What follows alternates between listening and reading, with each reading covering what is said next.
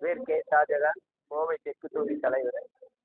ஒரு சில தினங்களுக்கு முன்பு அரசு மருத்துவமனையிலும் அவசர சிகிச்சைகளுக்கு வரும் வாகனங்களும் இருந்த வழி இல்லாமல் வாகனங்கள் ஆங்காங்கே நிறுத்திக் கொண்டிருந்தார்கள்.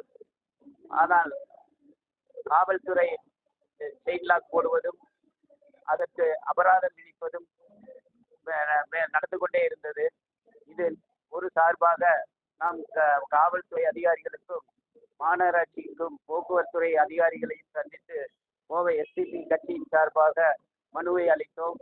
இனியொரு புறம் பார்க்கும் பொழுது மத்திய உக்கடம் பேருந்து நிலையத்தில் எதிரே வரும் வாகனங்கள் விபத்துகள் ஏற்படக்கூடிய உள்ளே இருந்து வெளிவரும் வாகனங்கள் ஆபத்துகள் விளைவிக்கக்கூடிய சூழ்நிலை இருப்பதால் அதற்கும் ஒரு வேக தடைய வேண்டும் என்று ஒரு மனு கொடுத்தோம்.